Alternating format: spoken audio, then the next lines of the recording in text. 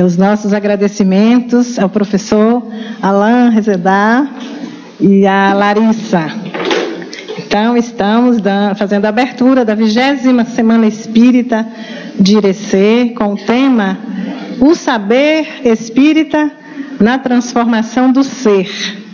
E como nós temos que colocar em prática aquilo que estamos aprendendo, vamos divulgar aqui uma campanha que está sendo desenvolvida pela nossa amiga Astro, que criou o projeto ATA, que é a Teoria em Atividade. Então, foi desenvolvida uma campanha de doação de sangue, que o nome dessa campanha é O Saber Espírita é Positivo. Doe sangue, é justo, bom e necessário. Toda segunda e quinta, das 8 às 11h30 e das 14 às 17h30, terça, quarta e sexta-feira, das 8 às 11, no Hemoba, Irecê, no Hospital Regional de Irecê. Então, campanha de doação de sangue, o saber espírita é positivo. Foi entregue, para cada um de reforma íntima. Nós vamos convidar o nosso irmão Elmo Luiz da Luz Costa. Elmo Costa é coronel da Polícia Militar de Rondônia, atualmente na reserva. Advogado por formação profissional. Passou a atuar no movimento espírita em Rondônia em 1996. Foi representante da Cruzada dos Militares Espíritas em Rondônia e na Bahia até 2013. Atua na área de estudo do espiritismo desde 1997 como facilitador. E também no movimento espírita, esteve agora com a gente em Ceabra. Atualmente é facilitador do ESD para... Dizendo 20 exercícios para a reforma íntima, não é? São recomendações de Francisco Cândido Xavier, Chico Xavier. Então, por favor, não se desfaçam disso aqui. Isso aqui é precioso, são 20 preciosas lições. Levem para casa, porque depois vai fazer todo sentido vocês pregarem isso aqui em algum lugar e todos os dias... O tema tais. Há muitos obstáculos. Há muitas dificuldades a superar. Seus esforços, ter as suas más inclinações, qual a resposta que os espíritos dão? Sim. E frequentemente as virtudes, portanto. Porque ficamos achando que dentro desse clima, desse ambiente de competitividade que o mundo oferece, que a gente vive lá fora, não é possível conquistar as coisas sem um pouco de... Eu não quero dizer uma palavra muito... que vá... Não, de maneira alguma. Mas sem pôr de lado as questões de natureza moral, vamos colocar assim. Tá certo? Muitos de nós acreditamos que não é possível, dada o nível de competitividade. Então a gente pensa, mas se eu não agisse dessa forma, eu não chegaria onde cheguei. Se eu não fizesse dessa maneira, eu não teria conquistado o que eu conquistei, do ponto de vista material. Foi preciso que eu tivesse fechado os olhos para tal coisa. Foi preciso que eu tivesse deixado passar tal coisa. E imagine a minha dificuldade, porque Diomeira falou, eu fui policial militar, a minha carreira foi de policial militar. E um dia um amigo me perguntou, mas como é que você pode conciliar o espiritismo com o exercício da atividade de polícia? Como é que você pode, sendo espírita, usar uma arma e matar alguém se for preciso? E esse foi um dilema com o qual eu convivi durante muito tempo. E eu dizia a essas pessoas, desde que eu haja dentro da legalidade, essa autoridade me foi conferida por Deus, eu penso. O que eu não posso é prevaricar. Isso eu não posso. Então, é claro que todos nós passamos por esses dilemas no dia a dia. É claro que todos nós, nas nossas atividades, no comércio, onde quer que nós estejamos, vivemos esse dilema de como ganhar o pão honestamente, de como viver uma vida de retidão, viver uma vida honesta. É claro que nós, os espíritas, os cristãos, não podemos ou não devemos ou não deveríamos tergiversar com relação a isso, negligenciar com relação a isso. Mas a vida aí fora, dizem, nos impõe certas condições às quais nós não podemos fazer a tal da reforma íntima. Até que um belo dia, isso devia ser 2002, 2003, final do ano, e o presidente da casa espírita onde eu era trabalhador, o Centro Espírita Bezerra de Menezes, em Porto Velho, Rondônia, sabe onde fica Rondônia? Norte do país. Aliás, quando eu falei aqui a última vez, eu lembrei, não se disso? Tudo bem. O presidente do centro, Pedro Barbosa, como final de ano, assim, passar, disse: Elmo, vem cá. Eu digo: sim. Olha, só a palestra de final do ano é sua, a palestra de final do ano é tua. Como assim? Isso era terça-feira, a palestra seria na sexta, por exemplo, 31 de dezembro. É tua. Eu digo: sim, mas eu não sei, o que eu faço? Ele diz: olha, é simples, você faz 2 colunas aqui no quadro, tinha um quadro branco, você faz 2 colunas. Na primeira você diz tudo aquilo que você pensou que havia deixado de fazer, não acreditem, isso é verdade. Isso é verdade. E eu comecei a relacionar aquilo que eu queria mudar em mim. Evidentemente, na outra coluna, tudo aquilo que eu não consegui mudar, eu projetava para o ano seguinte. Só que a lista ficou extensa. Acreditem em mim, a lista ficou muito extensa de tudo aquilo que eu queria mudar em mim, no meu comportamento. E eu falei: bom, eu vou eleger 3 dessas minhas condutas que eu quero mudar. E eu vou me esforçar para mudar no ano que vem. E eu elegi 3. 3, somente 3, de todas. Apesar de eu ter colocado lá no quadro, mas eu vou destacar essas 3 aqui. E eu queria compartilhar com vocês agora. Pode ser que ajude. Pode ser que alguém seja o Elmo de 2002, ainda com uma série de dificuldades para enfrentar essas 3 situações. Então eu disse, digamos que tenha sido em 2002, eu disse: em 2003, eu vou julgar menos. Esse era o meu primeiro esforço, julgar menos. Porque eu concluí que eu era uma pessoa que julgava demais. Tudo havia um julgamento meu. Isto é certo, isto é errado. Isto é uma circunstância ou um fato. Se nós não conhecemos a totalidade, quem é que conhece a totalidade? Deus. Só Deus conhece a totalidade. Então eu não posso julgar. Mas eu fazia muito julgamento, então eu disse: julgar menos. A segunda proposta para 2003, a minha, justificar, disposto a... eu não queria mais ofender as pessoas. E eu tinha os subordinados e eles vinham e traziam para mim um documento. Dizia: coronel, aqui o documento que o senhor me pediu para fazer. Eu olhava: ah, tá muito bom.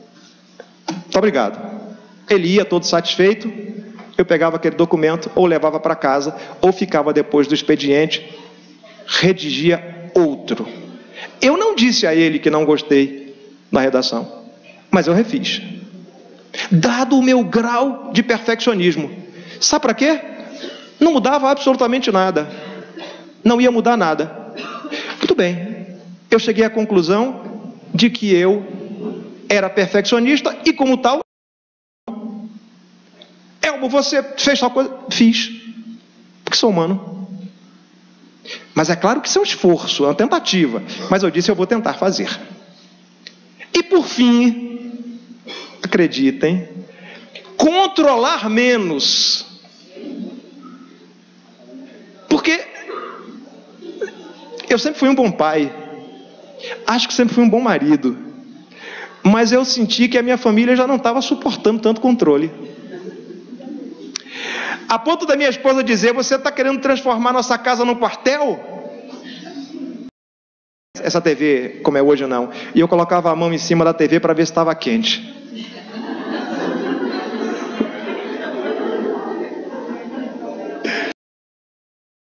Mas o auditório estava lotado para mim enquanto eu falava, e ele observou que na plateia havia vários militares, vários policiais militares. Quando terminou a palestra, que eu coloquei aquilo ali e tal, ele disse, pegou o microfone para encerrar a palestra e disse: muito bem, eu vejo que aqui tem vários policiais militares, né? Você, Elmo, já fica convocado para fazer a palestra de 31 de dezembro de 2003, do ano que vem. Eu queria convidar todos que estão aqui, os militares, para virem aqui, para testemunhar, para ver se o coronel, aí ele falou do coronel, cumpriu ou não cumpriu as propostas que ele, por sorte, eu viajei no 2003, não voltei para fazer a palestra de final de ano. Mas mesmo assim, o que eu quero dizer é, naquele ano, aquele foi o divisor de águas. Ali eu entendi que eu precisava começar um processo de reforma íntima. Um processo de reforma íntima. Reforma íntima é processo. A reforma íntima é algo que se faz diariamente, permanentemente. Não é algo que se faz assim, de mês em mês. Eu vou fazer de mês em mês. Não. De ano em ano também não. É diariamente. É a cada minuto, a cada segundo. Você está no processo de reforma íntima, a partir do momento em que você decide fazer. E quando é que nós decidimos fazer reforma íntima? Veja, eu comecei a fazer, não foi pela dor, não. Não foi porque eu estivesse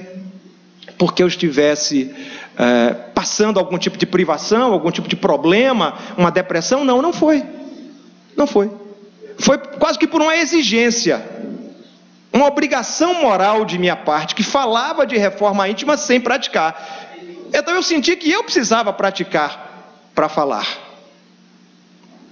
Mas a maioria de nós não resolve começar a reforma íntima de que ela dispõe.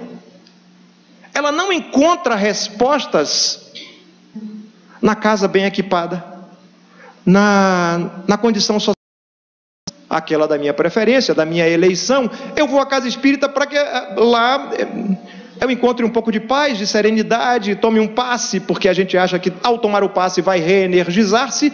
Eu tomo um passe, eu assisto uma palestra, e isso de alguma forma descortina, abre um horizonte novo. Eu mergulho nessa paz, faço esse mergulho, ouço a palestra. Olha, foi lá o palestrante Elmo, lá de Salvador, e falou sobre reforma íntima. Eu acho que aquilo que ele falou faz sentido, era aquilo que eu precisava ouvir. Tem muitas pessoas que dizem isso. Eu precisava ouvir, e agora eu vou começar esse processo. Por onde eu começo? Por onde eu começo o processo de reforma íntima? Essa é a pergunta que muita gente se faz. Por onde eu começo o processo? Porque nem sempre a gente sabe. Os livros dizem que você tem carro, você tem emprego, está reclamando do quê? As pessoas não entendem que nós estamos vivendo aquele vazio existencial, porque essas coisas não preenchem a nossa vida.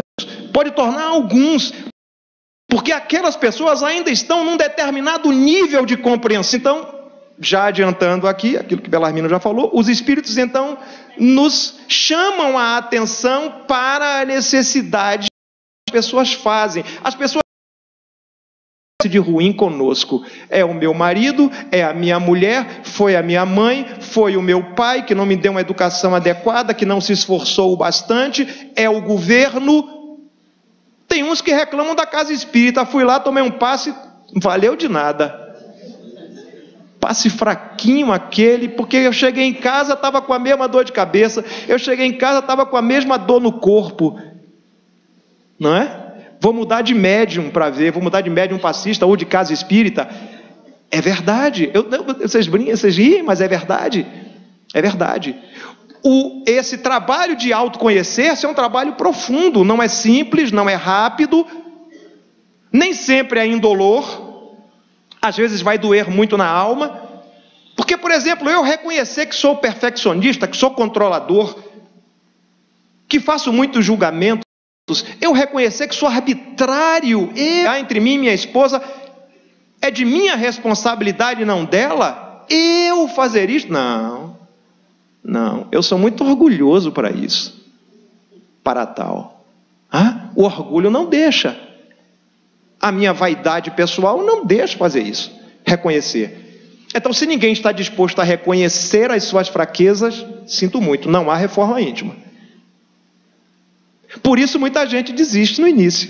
Porque se o primeiro trabalho é esse, reconhecer as suas fraquezas, e nem sempre nós estamos dispostos a isso, é muito difícil. Então, começa por aí. Mas a partir do momento em que eu vou conhecendo as minhas fraquezas, eu começo a trabalhá-las.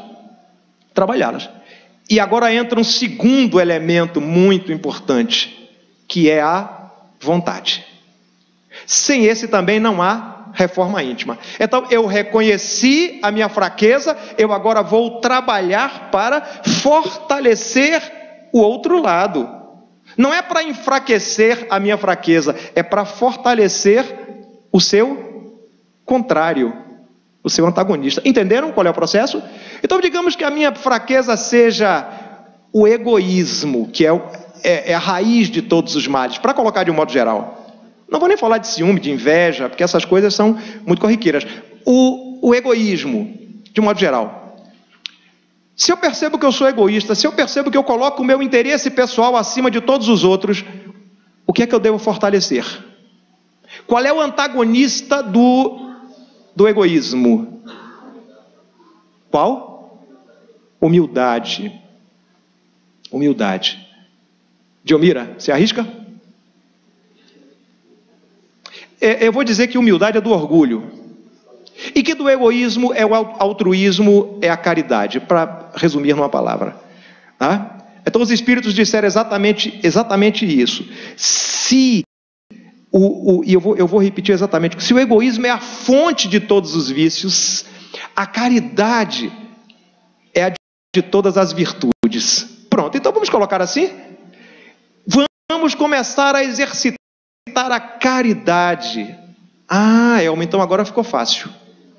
Eu conheço várias casas assistenciais, eu conheço o Centro Espírita Jesus de Nazaré, que faz um programa, não tem um programa de arrecadação de bens para fazer doações? Tá?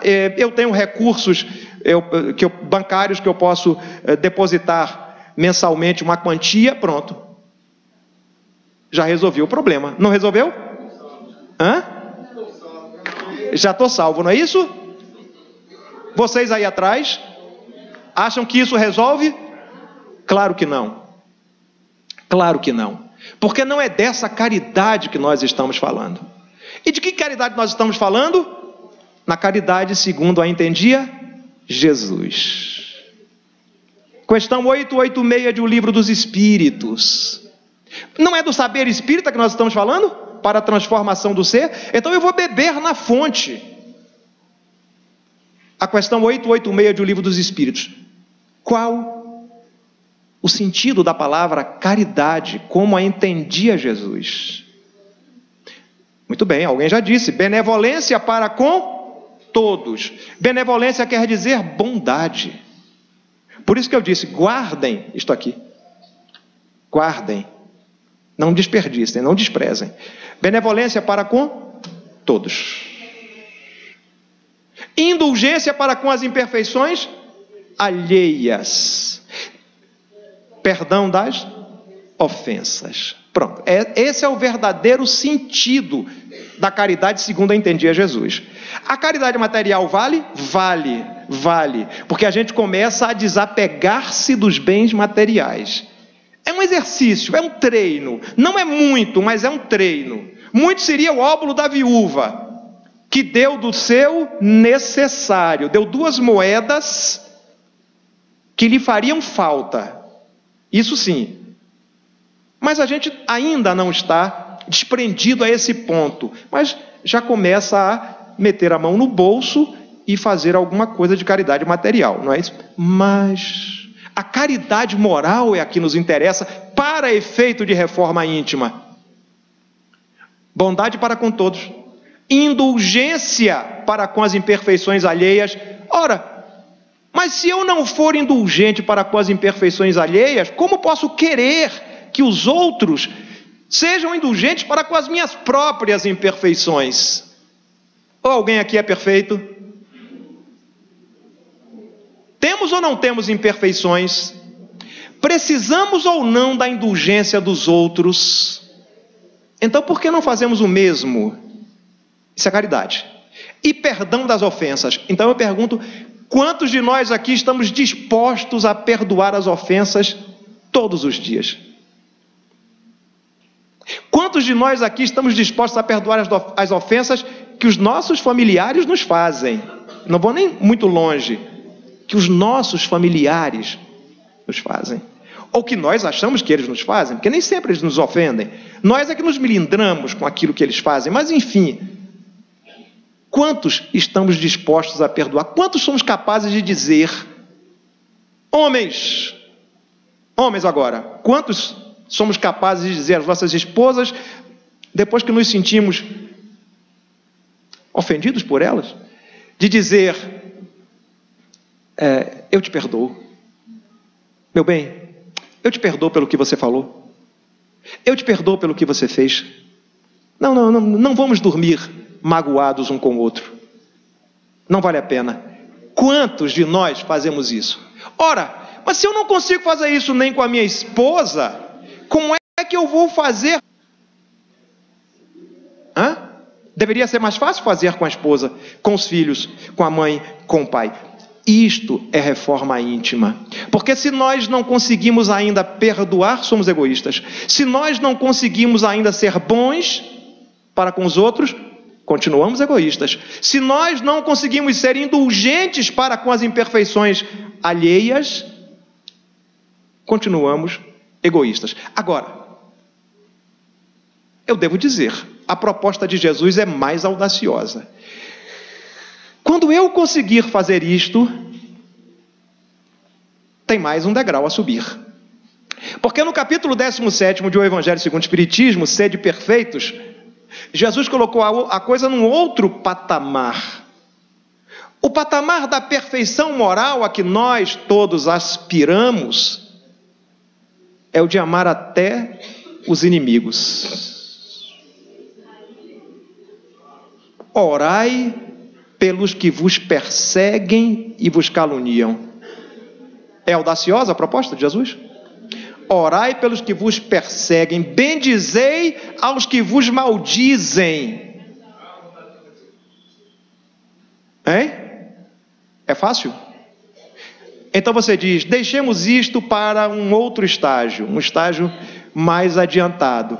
Por enquanto eu preciso perdoar apenas os que estão mais próximos de mim. Não aqueles que são meus inimigos ou os meus adversários, mas aqueles aos quais eu não consegui compreender, aqueles aos quais eu não consigo estender ainda a mão do perdão e que estão tão próximos ao alcance da minha mão.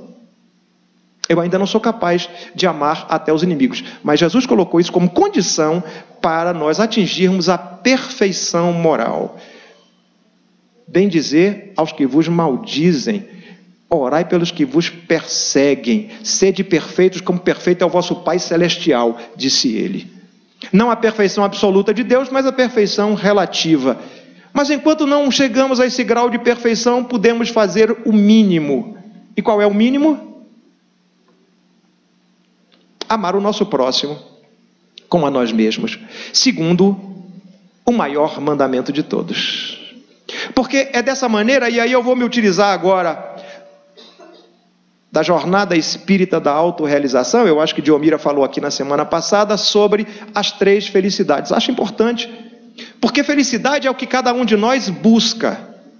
Em última instância, é o que cada um de nós tem buscado todos os dias.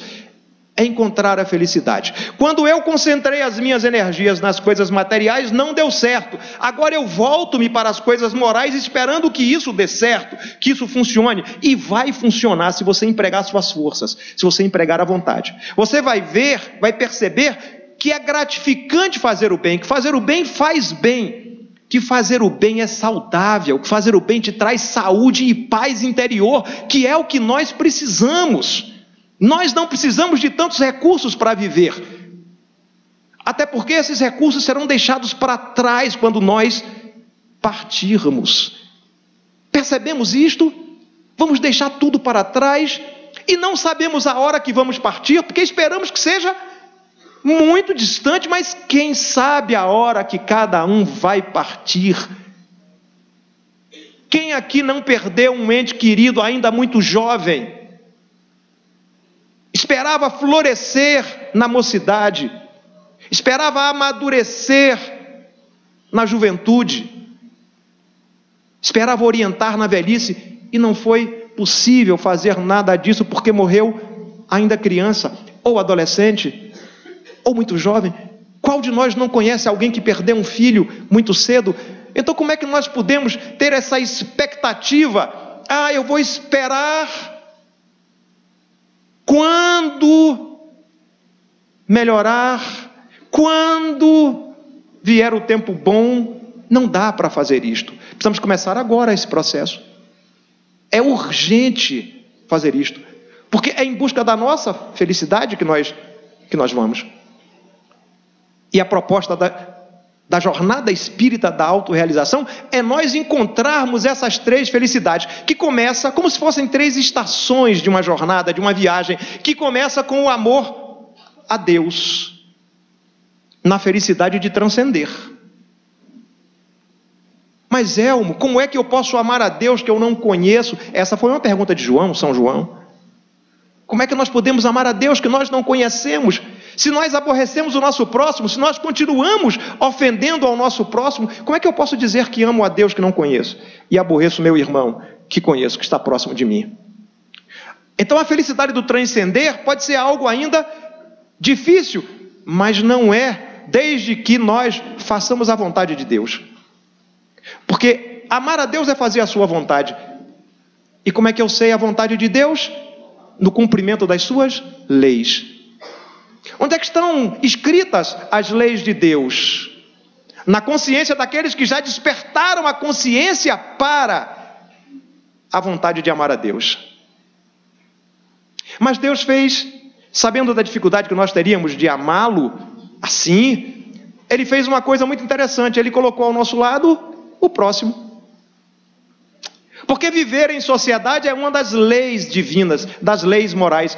Então Ele disse: você vai viver ao lado de outras pessoas, para que agora você possa exercitar o outro nível de felicidade, que é a felicidade de servir.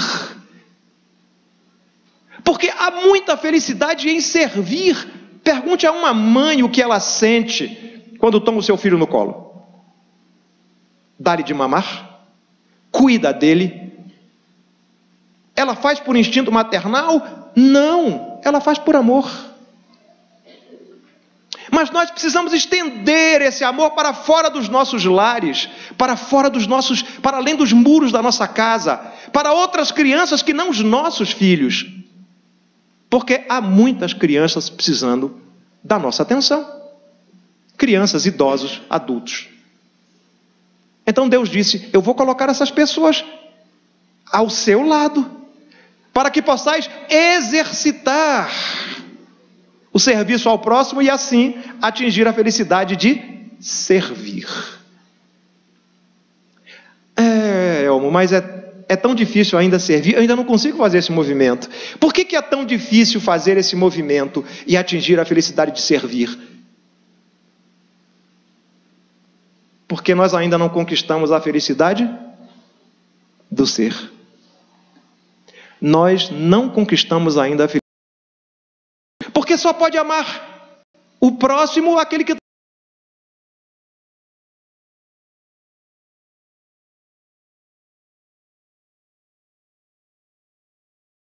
temos, com a nossa cor da pele, com a nossa estatura, com o nosso corpinho, assim ou assado, gordo ou magro, com o nosso cabelo. Quantos estamos plenamente satisfeitos?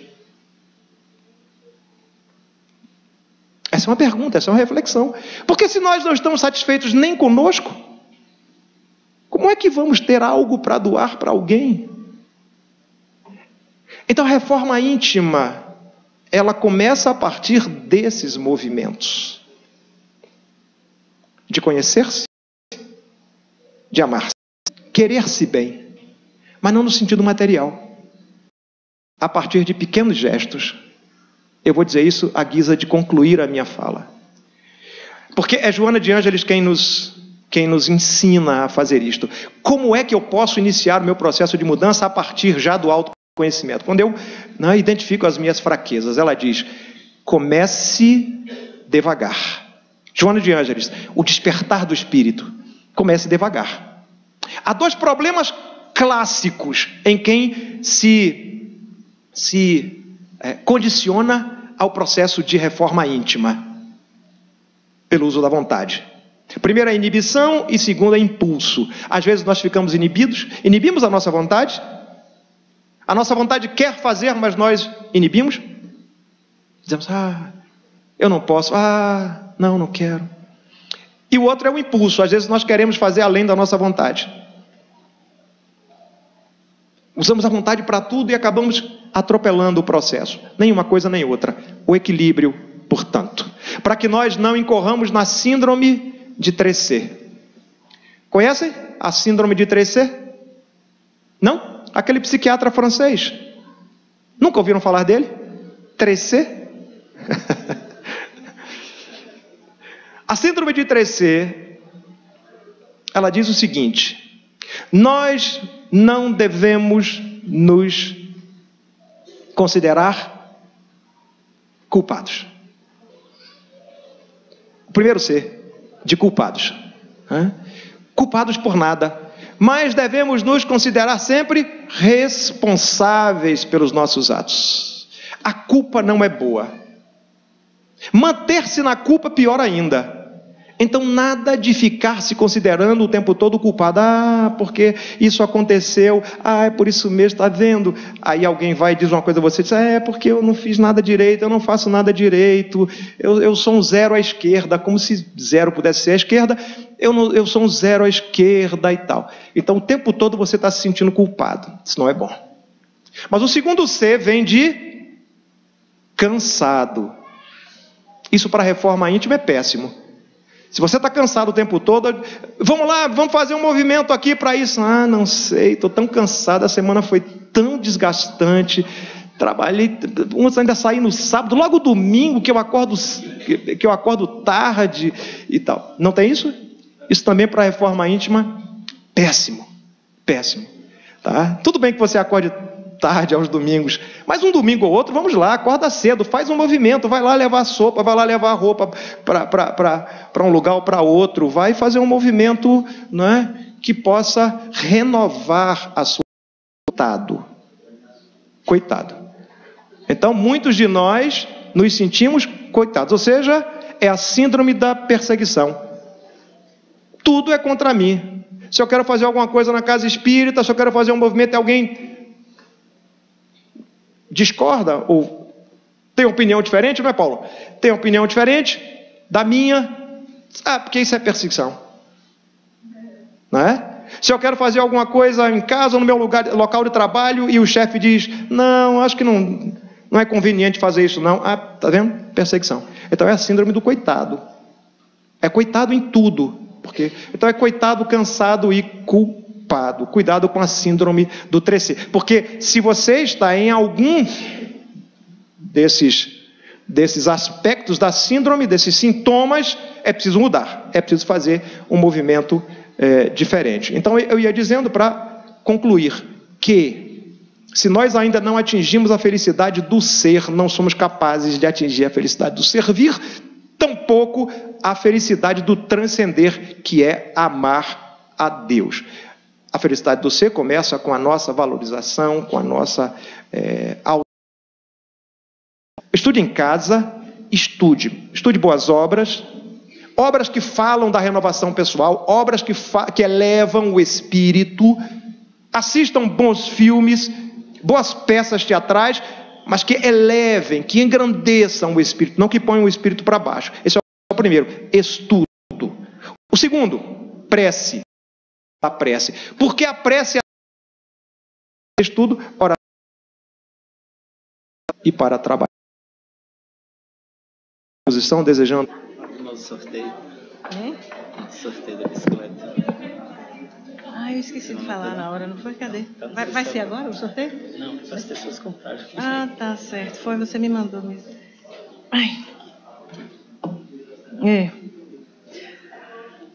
Então, gente, parabéns, né, para o nosso palestrante, Elmo Costa, pela excelente reflexão, que possamos, então, pensar nisso que ele nos falou hoje para fazer a nossa reforma íntima, para sermos felizes, né? Como nós falamos aqui do PIN, que é o Programa Ireceense de Música, para adquirir novos instrumentos para os alunos que desejam aprender a tocar estes instrumentos, né? Nosso professor Alain Rezedá está aí para ensinar para esses alunos, e nós precisamos de mais instrumentos. E por isso está sendo feito o sorteio dessa bicicleta. Quem se interessar, quem desejar ajudar este projeto, pode comprar um ingresso no valor de R$50, e a data do sorteio será 30 de agosto de 2019, sorteio pela Rádio Caraíbas FM às 11 horas do dia 30/8 de 2019. Obrigado. Então, agradecemos muito a Elmo, né, que está sempre presente aqui com a gente, né, Elmo? É a quarta, quinta vez que está aqui conosco. E vai estar aqui a Semana Espírita. Eu ia dizer, ele vai estar aqui na Semana Espírita. Já está aqui. Lembramos que amanhã, a partir das 20 horas, teremos a palestra Jesus, nosso modelo e guia, com João Oliveira, de Baixa Grande. O Centro Espírita Jesus de Nazaré convida a todos para, ao final dos nossos trabalhos, visitarem a cantina, onde estão sendo oferecidos, são servidos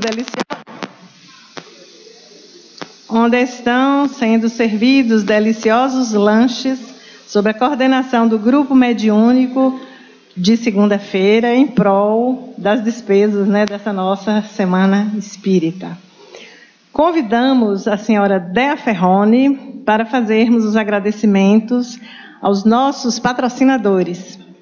Agradecemos também a nossa irmã Cineir, que gentilmente doou as flores da decoração do casamento da sua filha Mariana, para que decorasse aqui o nosso Centro Espírita. Também a Amélia, que tão linda. Isso aqui é uma nova turma. Venham, convidam os seus parentes, familiares, fazem parte desses estudos, pessoas interessadas em conhecer a doutrina espírita. Aproveitem, será todas as quartas-feiras, às 20 horas, a partir do dia 24/7. Estão todos convidados.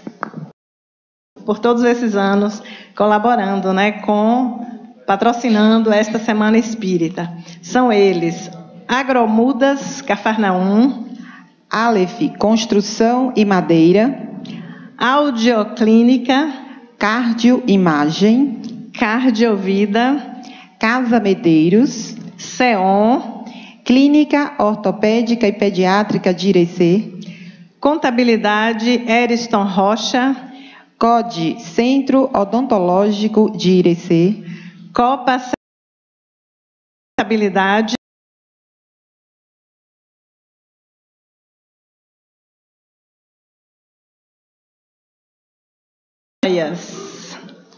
Então, agradecemos. Palmas, né, gente, para os nossos patrocinadores. Agradecemos. Tá bom, amiga, muito obrigada pela ajuda.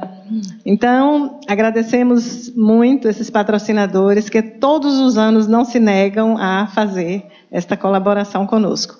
Convidamos a representante do Grupo Mediúnico de segunda-feira, Elka, para proferir a prece de encerramento das atividades de hoje. Enquanto Elka sobe ao palco, voltamos a falar O Saber Espírita é Positivo, a campanha de doação de sangue que é feita pela nossa irmã Astro, no projeto que ela criou de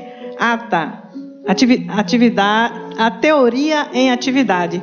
Queremos lembrar também para vocês que está acontecendo a Semaninha Espírita para crianças de 3 a 13 anos, sobre a coordenação da nossa irmã Lissandra e suas evangelizadoras. Com você é a prece de encerramento.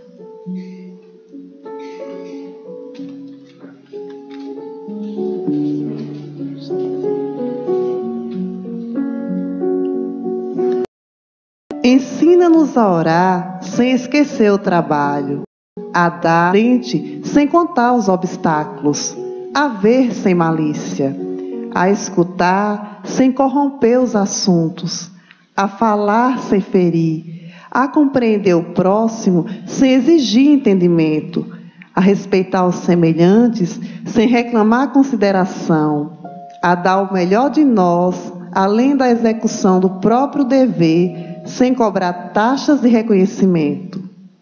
Senhor, fortalece em nós a paciência para com as dificuldades dos outros, assim como precisamos da paciência dos outros para com as nossas próprias dificuldades. Ajuda-nos para que a ninguém façamos aquilo que não desejamos para nós. Auxilia-nos, sobretudo, a reconhecer que a nossa felicidade mais alta será, invariavelmente, aquela de cumprir os seus desígnios, onde e como queiras, hoje, agora e sempre. Que assim seja. Vamos em paz, que Jesus nos ilumine e nos auxilie a transformar-nos cada vez mais em seres melhores. Uma boa noite a todos.